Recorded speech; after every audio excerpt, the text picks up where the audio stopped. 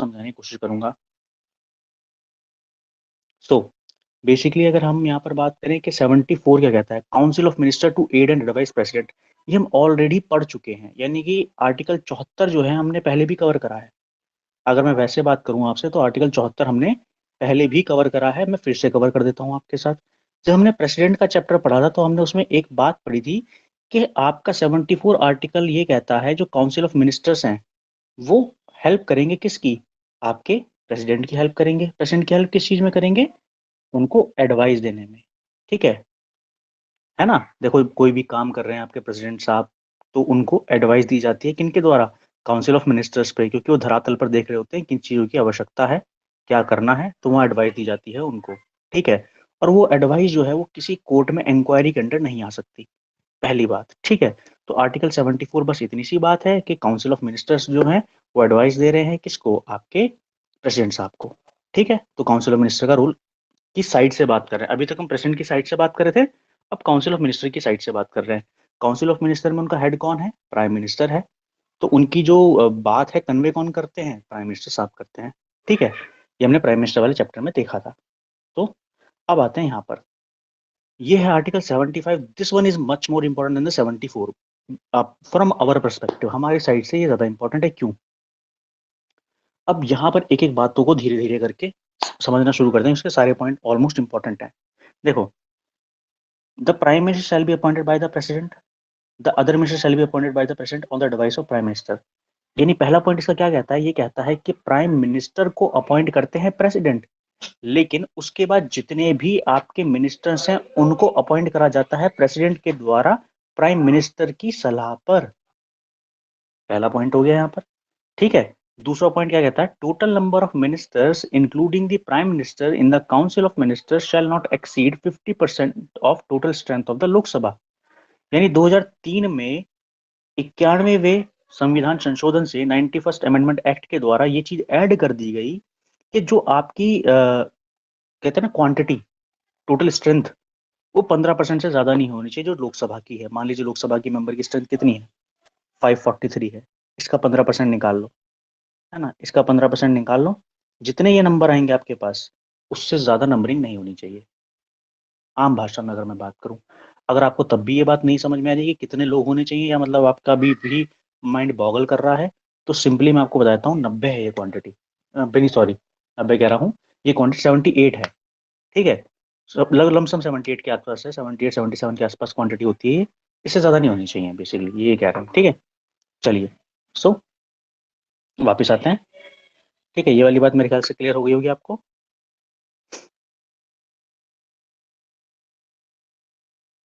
अब देखो 91 में अमेंडमेंट एक्ट में इन्होंने क्या कहा कि कोई भी व्यक्ति जो डिफेक्शन के लॉ के अंडर आपका बाहर निकाल दिया जाए उसे, या वो अपॉइंट डिसअपॉइंट कर दिया जाए, तो मिनिस्टर नहीं बन सकता। ये 91वां अमेंडमेंट एक्ट 2003 का हमें बताता है ना। तो ये हो गया 91st अमेंडमेंट एक्ट के बारे में। अब जो फोर्थ पॉइंट है इसका, वो क्या कहता है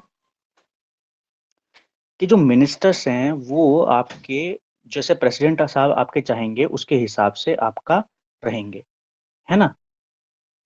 जो मिनिस्टर्स हैं वो प्रेसिडेंट साहब के आगे के हिसाब से चलते हैं, ये समझ लीजिए आप इस बात को। ठीक है। ये मत समझिएगा प्रेसिडेंट साहब हट गए तो मिनिस्टर भी हट जाएंगे वहां से, ऐसा नहीं होता है बेसिकली, क्योंकि हमारे यहाँ टाइम पीरियड अलग अलग एलोकेट करा गया है। उनका प्रेसिडेंट साहब का अलग टाइम पीरियड है, हमारा अलग टाइम पीरियड है, यानी कि लोकसभा का अलग टाइम पीरियड है, तो सारे मिनिस्टर एकदम से हटेंगे थोड़ी। हाँ, इसमें से पांचवा पॉइंट इंपॉर्टेंट है, काउंसिल ऑफ मिनिस्टर जो है उन वो रिस्पॉन्सिबल है किसको, लोकसभा को रिस्पॉन्सिबल है। वो जब भी वो कोई काम कर रहे हैं, जब भी वो कोई चीजों पे आगे बढ़ रहे हैं, तो उनकी रिस्पॉन्सिबिलिटी किसकी किसके ऊपर आ रही है, लोकसभा के ऊपर आ रही है। कि लोकसभा जो ओवरऑल जितने भी लोग हैं वो सबको जवाबदेही रहेगी उनकी, क्योंकि इस पूरी लोकसभा तो बहुत बड़ी है, 550 लोग हैं लगभग, है ना।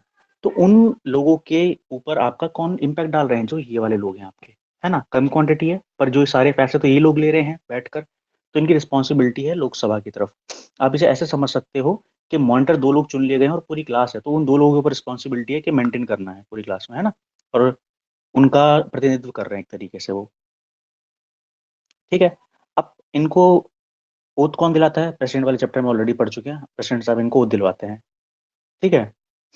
ये वाली बात भी हम पढ़ चुके हैं कि अगर कोई व्यक्ति 6 महीने तक का टाइम दिया जाता है उसे, अगर उसे मिनिस्टर बनना हो, ये वाली बात के लिए मैंने आपको एग्जांपल दिया था जयशंकर प्रसाद का, जो हमारे इस टाइम पे फॉरेन मिनिस्टर हैं, सुषमा स्वराज जी के मरने के बाद, और उनसे पहले ही, बल्कि मरने से पहले ही, वो इनएफिशिएंसी के कारण उन्होंने ये पद ग्रहण नहीं करा था फॉरेन मिनिस्टर का। तो मोदी सरकार ने, जो पहले से वहां पर बड़े व्यक्ति थे जयशंकर प्रसाद, उनको ये पद दे दिया था, है ना। तो एस जयशंकर, सॉरी जयशंकर प्रसाद कह रहा हूं, एस जयशंकर की बात कर रहा था मैं, एस जयशंकर को ये पद दे दिया गया था। क्यों?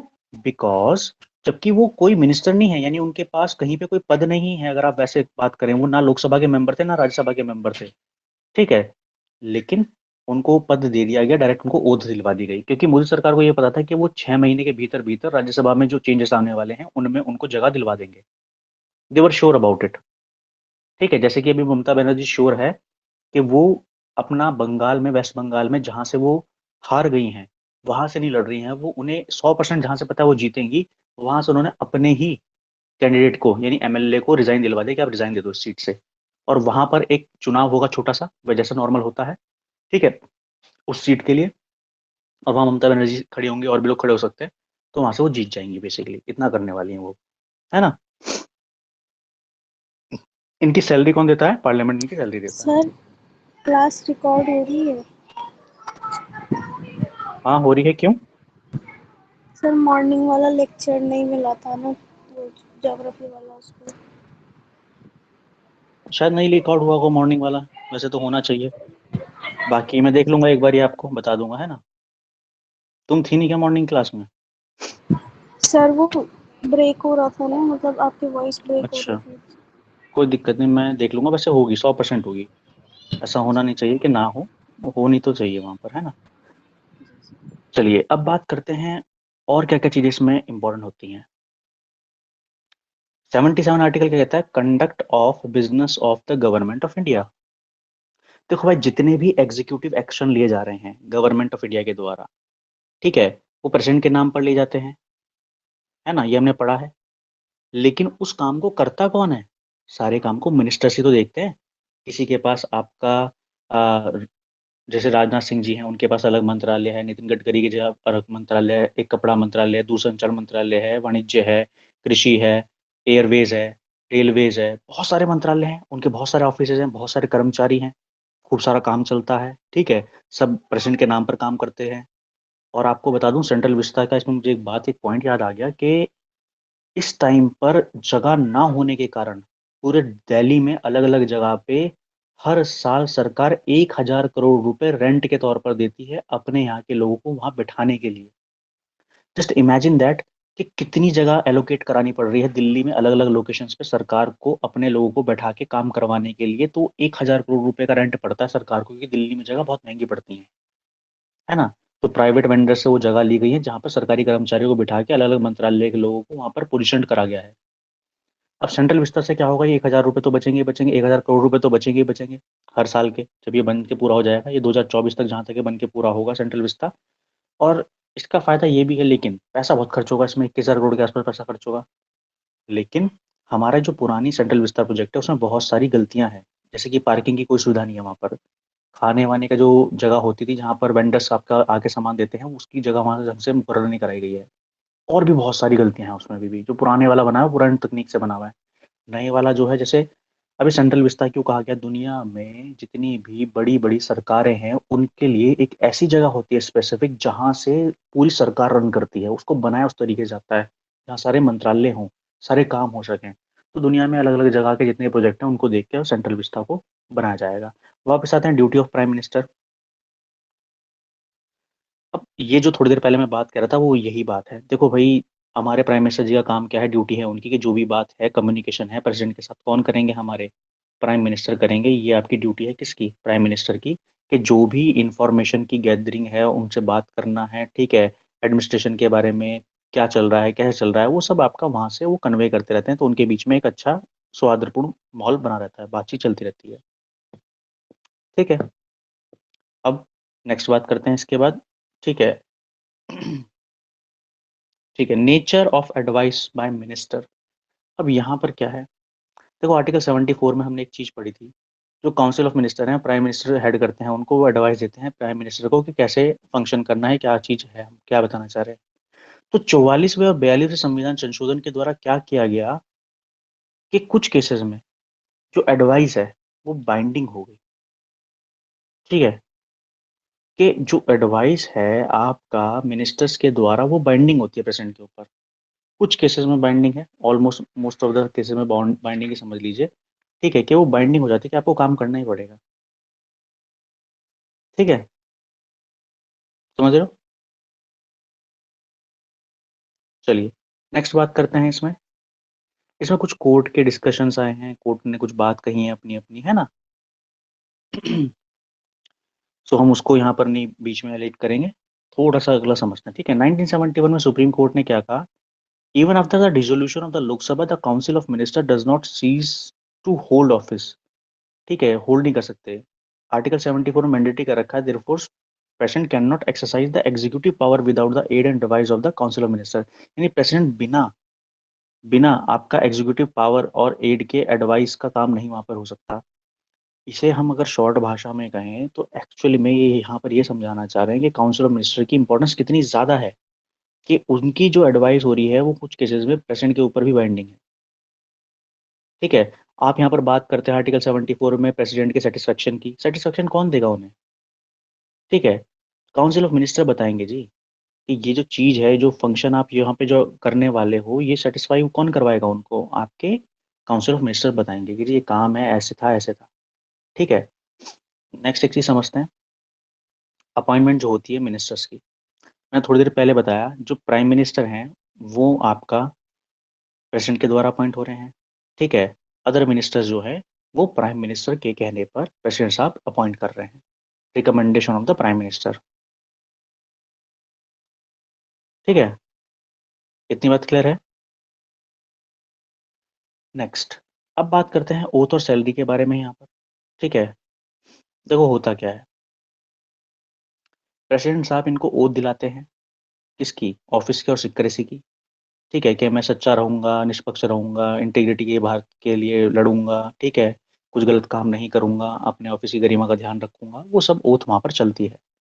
ठीक है, अब यहाँ पर कुछ खास केसेस आए हैं, फॉर एग्जाम्पल 1990 का देवीलाल का डिप्यूटी प्राइम मिनिस्टर, जो कॉन्स्टिट्यूशन को चैलेंज करने की बात करती है। अब ये क्या सिनेरियो, उसको थोड़ा सा मैं समझाता हूँ आपको। 1990 में डिप्यूटी प्राइम मिनिस्टर बनाया गया देवीलाल को।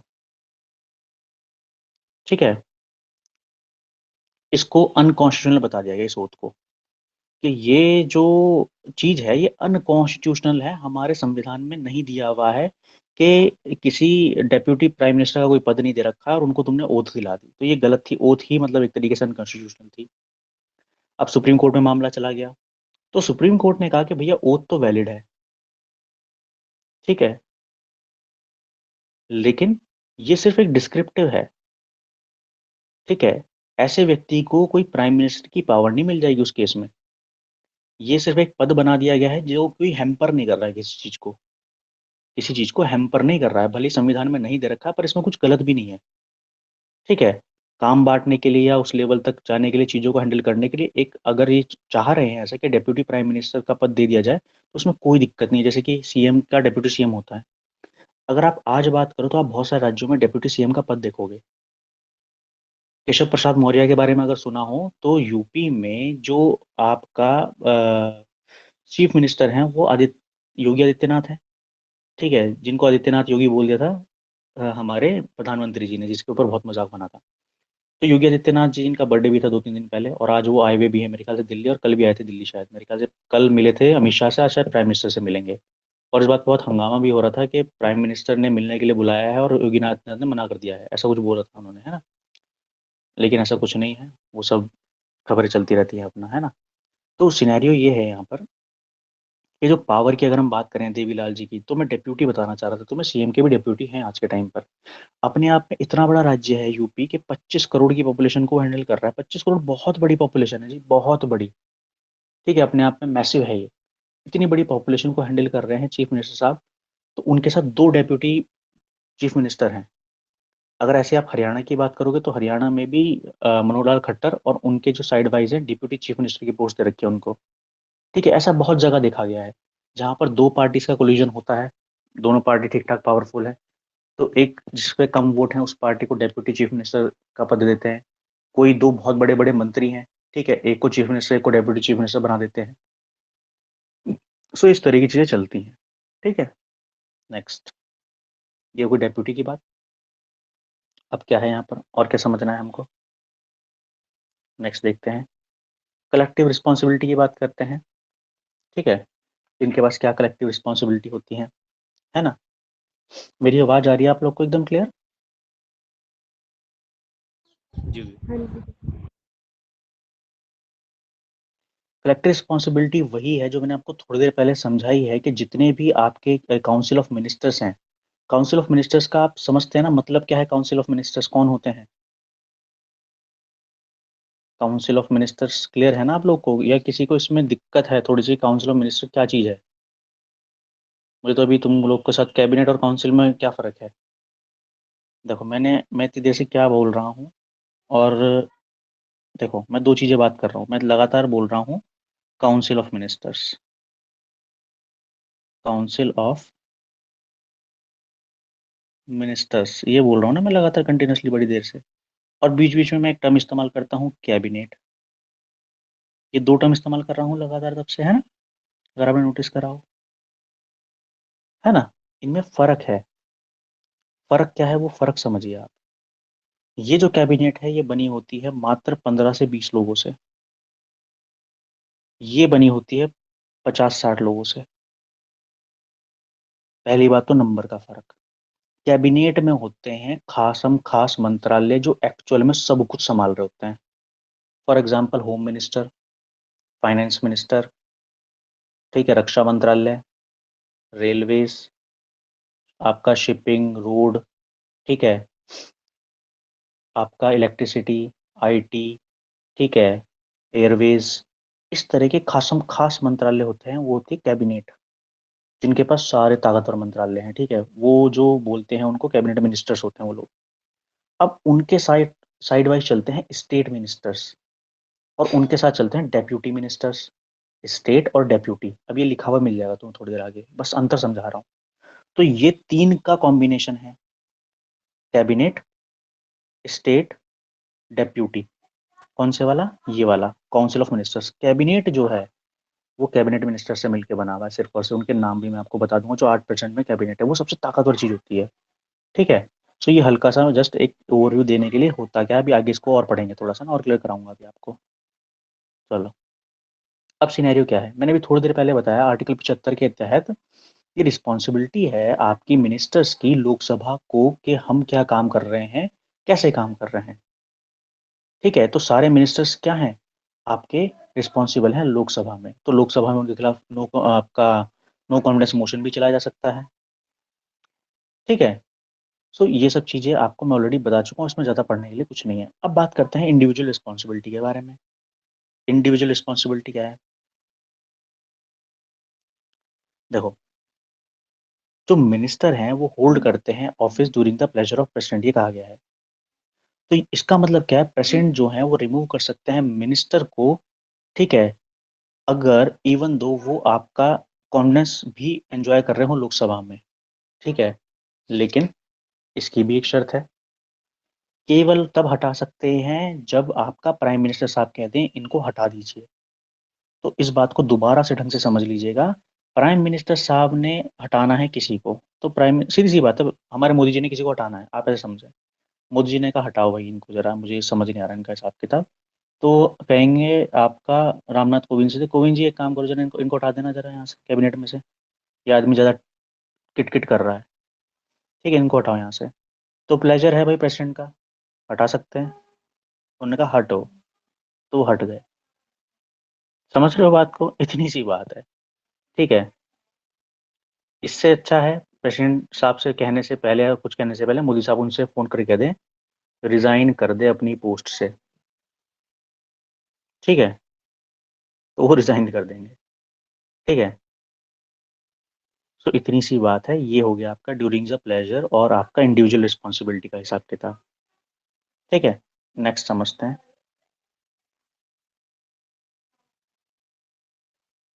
अब ये इतना खाली खाली क्यों है। ओके, ठीक है, यहाँ पर समझते हैं कंपोजिशन। ओके, अब देखना, जो तुम्हें चीज समझाना चाह रहा था वो यहाँ आएगी, ठीक है, इसको ध्यान से समझना आप लोग, ठीक है, जो फर्स्ट टाइम पढ़ रहे हैं। Composition of council of minister, भी कंपोजिशन क्या है, ये बने कैसे हैं, काउंसिल ऑफ मिनिस्टर क्या है, जो मैं समझाना चाह रहा था। देखो, काउंसिल ऑफ मिनिस्टर बना है 3 कैटेगरीज से, cabinet minister, minister of state and deputy ministers, यानी 3 है यहाँ पर। कैबिनेट मिनिस्टर्स आएंगे उनके अंदर। कैबिनेट मिनिस्टर मैंने बता दिया, जो सबसे ताकतवर नेता है ना, जो मिनिस्ट्रीज हैं, सिंगल फुल फ्लेज्ड मिनिस्ट्रीज हैं, जो पूरा पूरा काम संभालती है अपने आप में, मैं उनकी बात कर रही हूँ, ठीक है, समझ रहे हो बात को?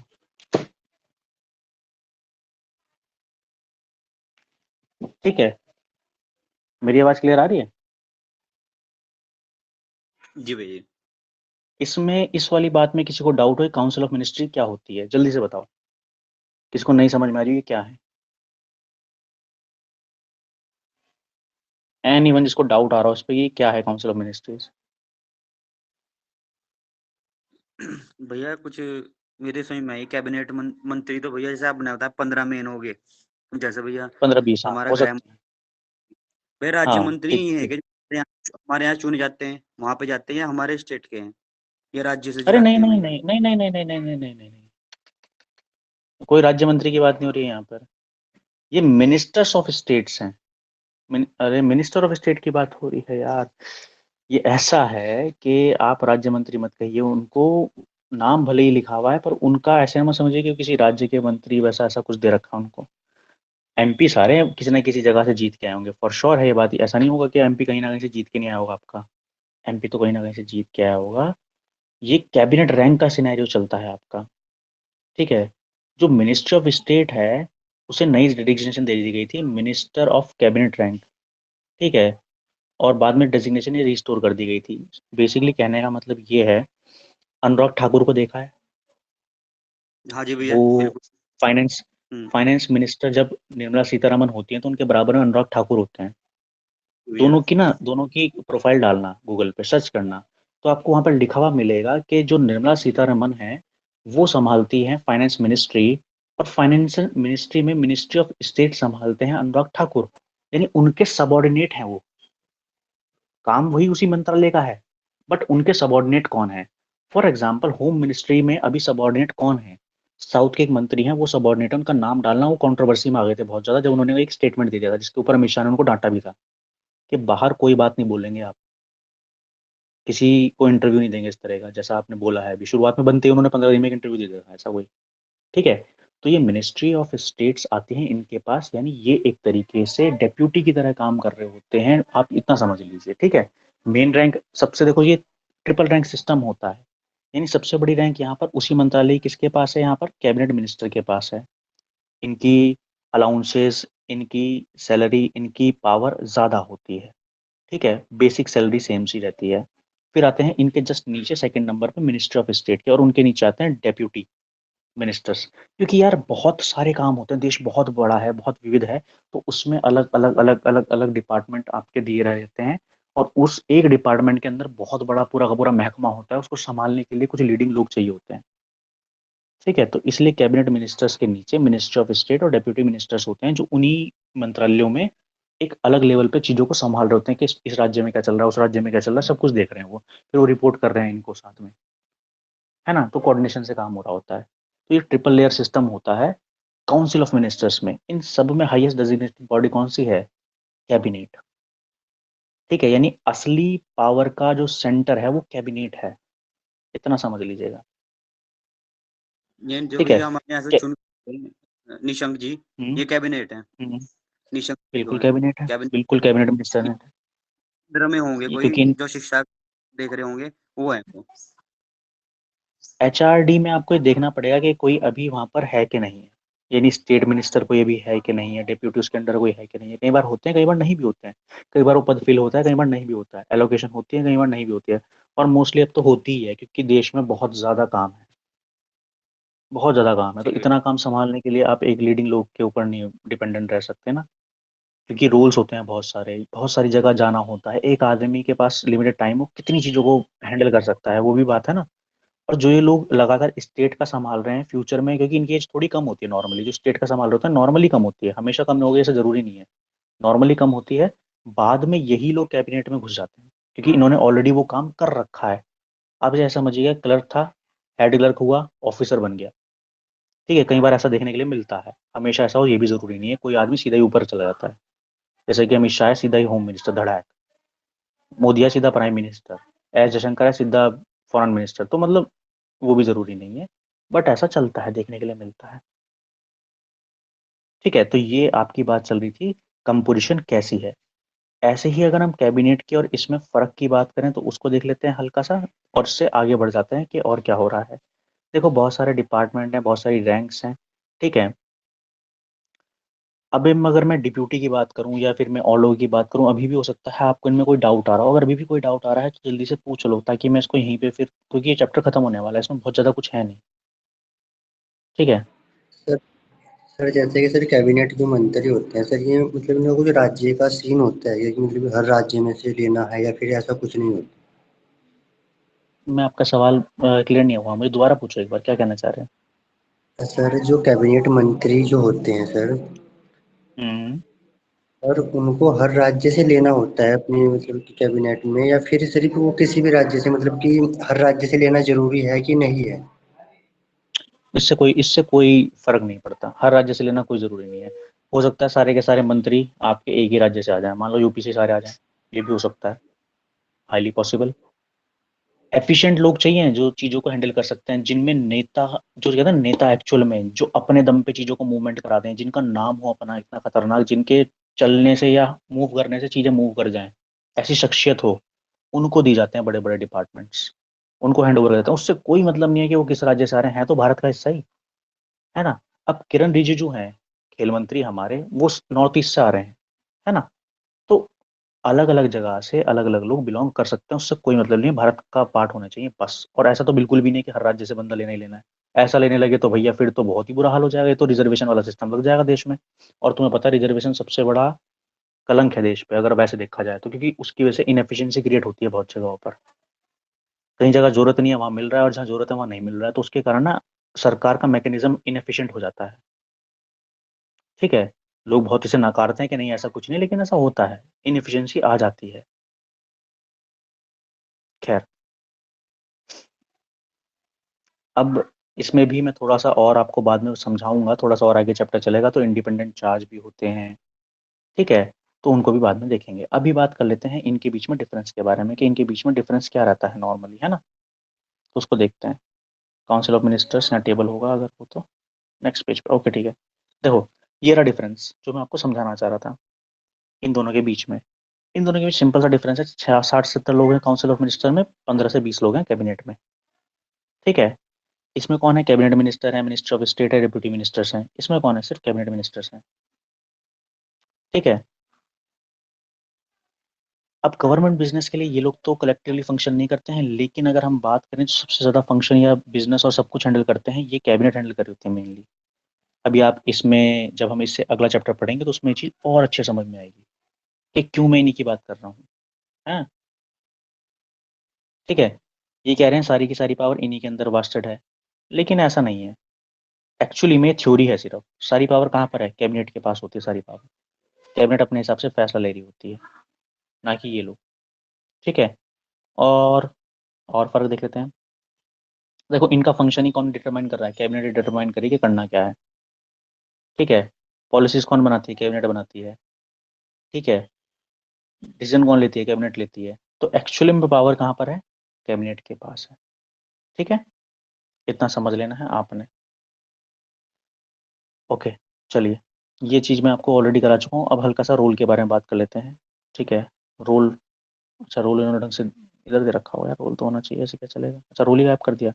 ओके चलो, मैं अपनी तरफ से बता देता हूँ रोल क्या होते हैं, यहाँ पर मुझे दिख नहीं रहा है।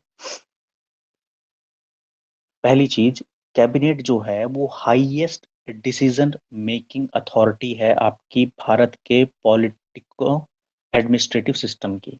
सबसे हाईएस्ट डिसीजन मेकिंग बॉडी कौन सी है, कैबिनेट है भारत में। ठीक है, एडमिनिस्ट्रेटर सिस्टम जो होता है ना, एडमिनिस्ट्रेटर यानी जो आईएएस का आप सिस्टम समझते हो कि फैसले लेने हैं, प्लानिंग करनी है, चीजों को मुहैया कराना है, वो कौन करता है, वो कैबिनेट का रोल है। ठीक है, तो सेंट्रल गवर्नमेंट की चीफ पॉलिसी फॉर्मुलेटिंग बॉडी है, क्या है, चीफ पॉलिसी फॉर्मुलेटिंग बॉडी।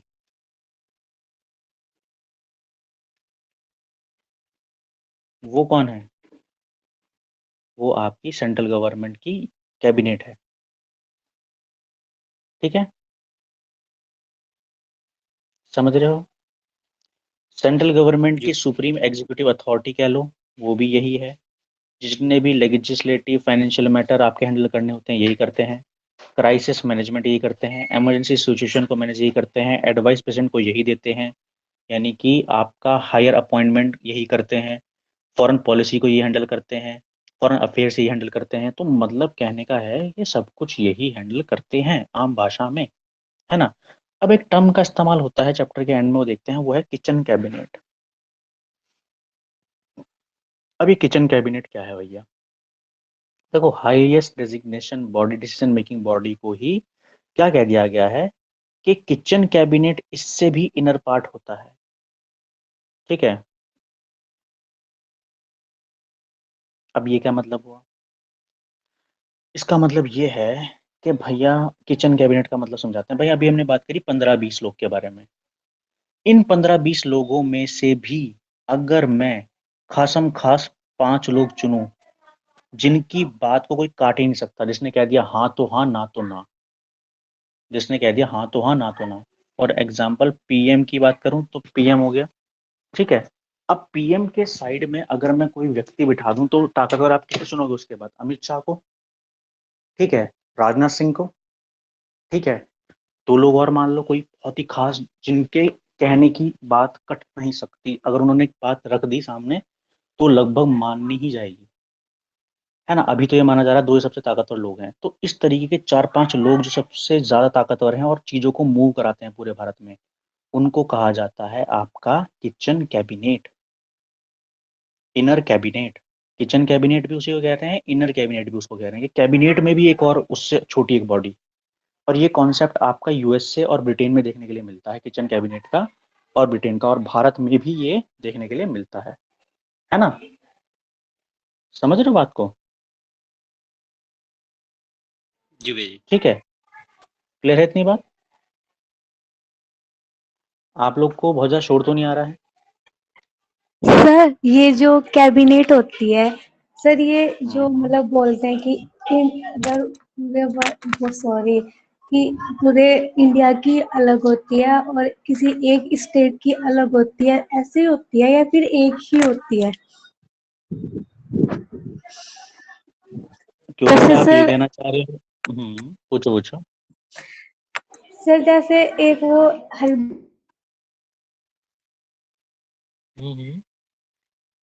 पूछो। तरीके से पूछना, स्टेट की अलग होती है और पूरी इंडिया के लेवल की अलग होती है। देखिए, मेरे को जो आपकी आवाज कटने के बाद सवाल समझ में आया है, वो ये कहना चाह रहे हो आप कि राज्यों के लिए अलग कैबिनेट होती है, और आपका, आप ये कह रहे हो कि भारत के लिए अलग कैबिनेट होती है, हैं? जी जी सर। ओके, देखिए ऐसा है, पीएम जो है पूरे देश को चला रहा है, तो उसकी अपनी कैबिनेट है जो पूरे देश को देख रही है। सीएम किसी राज्य का है, उसकी अपनी कैबिनेट होती है, एक तरीके से ये समझिएगा। उनके पास भी वहाँ पे बिजली मंत्रालय और सारे मंत्रालय होते हैं, पानी मंत्रालय, ये मंत्रालय, वो मंत्रालय। वहाँ भी आपका कृषि मंत्रालय, सब मंत्रालय होते हैं। जैसे आपके जो राज्य में, अगर आप उत्तराखंड में बात करोगे, बहुत सारे ऐसे सांसद हैं जिनके पास अलग अलग मंत्रालय हैं।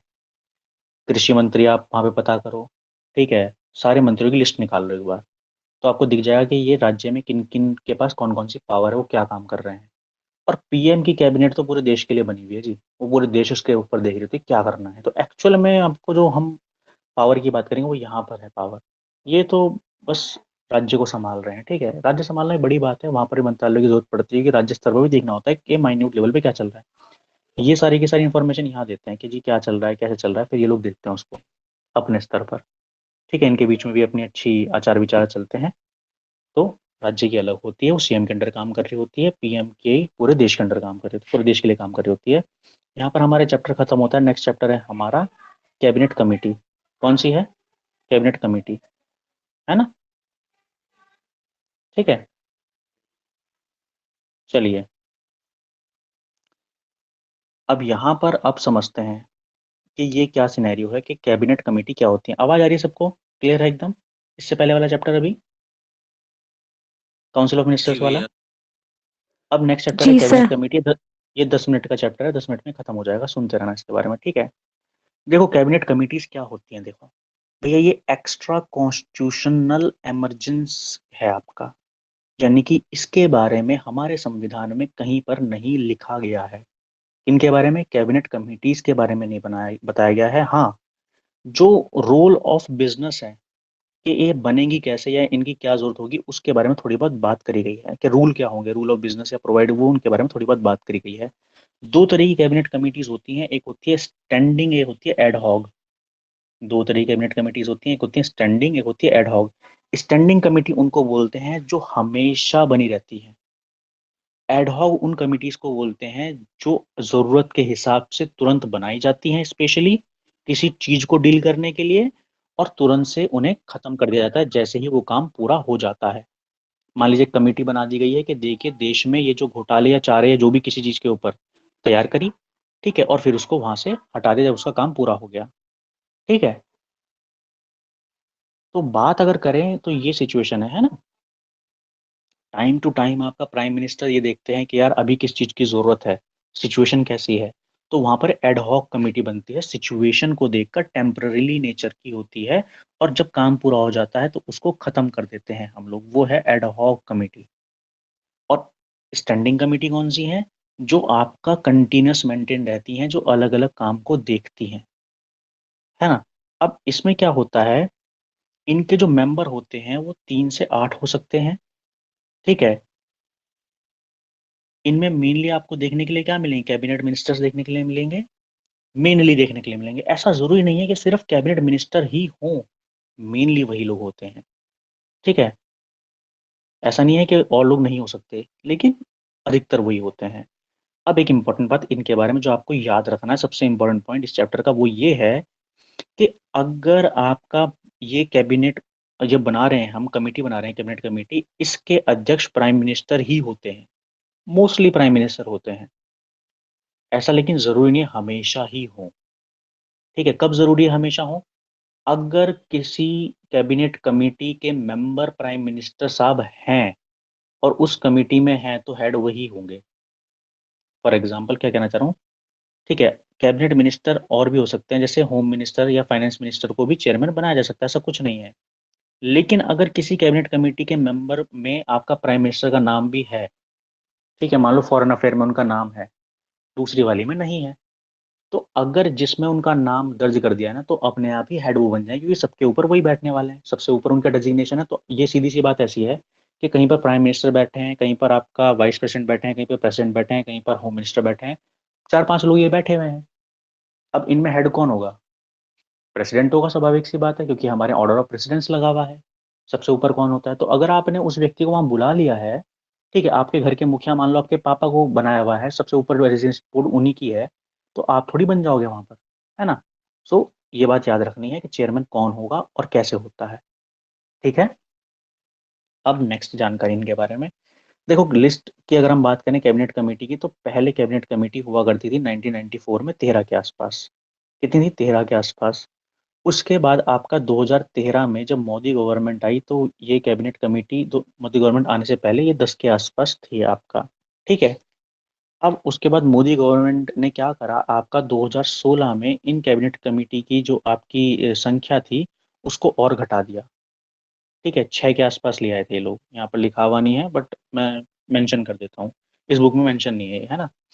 2016 में क्या करा मोदी गवर्नमेंट ने, आने के बाद इस कैबिनेट कमेटी की जो संख्या है 10 से कितनी गिरा दी, 10 से ड्रॉप डाउन करी 6 पे। कितनी लिया है? 6 पे। उसके बाद अभी लेटेस्ट में क्या हुआ है, अभी लेटेस्ट में देखो, यहाँ पर जो कैबिनेट कमेटी जो है वो कितनी हो गई, अब संख्या अभी के हिसाब से प्रेजेंट में 8 है, ठीक है, कैबिनेट कमेटीज, ठीक है? अब इसमें क्या क्या होता है, कैसे कैसे काम होता है, वो थोड़ा सा मैं हल्का सा बता देता हूँ आपको, क्योंकि उससे थोड़ा सा समझ में आ जाएगा।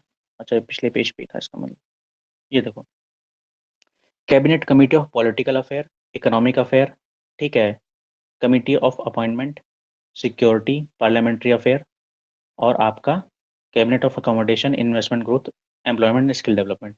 बस यही है आपका चैप्टर, यही चैप्टर खत्म हो जाएगा आपका। ठीक है, यही बताना था बस मुझे, और मैं इसको अभी यहाँ पर कंप्लीट करने वाला हूँ, ध्यान से सुनना। ठीक है, इनके बारे में सुन लेना, चैप्टर खत्म हो जाएगा आपका, यही चैप्टर है बस। सबसे पहले बात करते हैं cabinet committee on political affair. ये सबसे ताकतवर कमेटी है आपकी। क्या है? सबसे ताकतवर कमेटी है ये आपकी, क्योंकि ये डोमेस्टिक और फॉरेन अफेयर्स के मैटर्स को डील करती है। ये फॉरेन मिनिस्ट्री और उनके मैटर को डील करते हैं, इसलिए समझ लीजिएगा कि फॉरेन अफेयर मिनिस्ट्री जो है ये सबसे ताकतवर कमेटी है। ठीक है, इन सारी कमिटीज में सबसे पावरफुल यही है, अगर काम के उससे देखा जाए तो, है ना। दूसरी, इकोनॉमिक अफेयर कमेटी। भारत में इकोनॉमिकली क्या गतिविधियां चल रही हैं, इकोनॉमिक स्फेयर क्या चल रहा है गवर्नमेंट का, उसको हैंडल करने के लिए इकोनॉमिक स्फेयर कमेटी होती है, जिसमें कैबिनेट मिनिस्टर देख रहे होते हैं कि भारत में पैसे से जुड़ा हुआ, इकोनॉमी से जुड़ी हुई क्या क्या चीजें चल रही हैं। तीसरी कमेटी किन के लिए जरूरी है? तीसरी कमेटी जरूरी है अपॉइंटमेंट कमेटी ऑफ द, अच्छा नाम चेंज कर दिया इसका। तो अपॉइंटमेंट कमेटी क्या बात करती है? अपॉइंटमेंट कमेटी का काम होता है कि कैबिनेट के लिए काम करने वाले सेंट्रल सेक्रेटरिएट में जो अपॉइंटमेंट होते हैं, बैंक्स में जो अपॉइंटमेंट होते हैं, पब्लिक एंटरप्राइजेज में जो अपॉइंटमेंट होते हैं, फाइनेंशियल इंस्टीट्यूशंस में जो अपॉइंटमेंट होते हैं, जैसे मान लो बड़े बड़े सरकारी बैंकों में अधिकारी को रखना, फाइनेंशियल स्टूडेंट सेबी हो गया आपका, और आपका एनएससी हो गया, आपका बीएससी हो गया, पब्लिक एंटरप्राइजेज हो गए यानी पीएसयूज हो गए, सेंट्रल सेक्रेटरिएट में बड़े बड़े आईएएस अधिकारी हो गए, उनके अपॉइंटमेंट का डिसीजन लेने का काम अपॉइंटमेंट कमेटी करती है। कमेटी जो सिक्योरिटी की है, वो भारत की जो सुरक्षा है उसके बारे में उसका लेखा जोखा देखती है। ठीक है, अगर हम यहाँ पर बात करें नेक्स्ट, अच्छा हाँ, एक चीज मेरी बतानी यहाँ पर रह गई। Cabinet committee of on political affair को क्या बोलते हैं? इसको दिया जाता है नाम सुपर कैबिनेट का भी, सुपर कैबिनेट भी बोलते हैं इसको। ये लिख लेना कहीं पर, सुपर कैबिनेट भी बोलते हैं इसको। अरे कहाँ गया ये? Super cabinet. ठीक है, किसको? पॉलिटिकल अफेयर कमेटी को, ये सबसे ताकतवर है। प्राइम मिनिस्टर चेयर करते हैं मोस्टली कमिटीज को। ठीक है,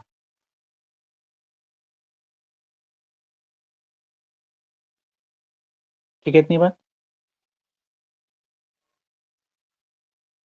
जितने भी आपके लोकसभा या इसमें काम चल रहे होते हैं ना, वो सारी की सारी चीजें कौन देखता है आपका? जैसे किसकी बात कर रहे हैं?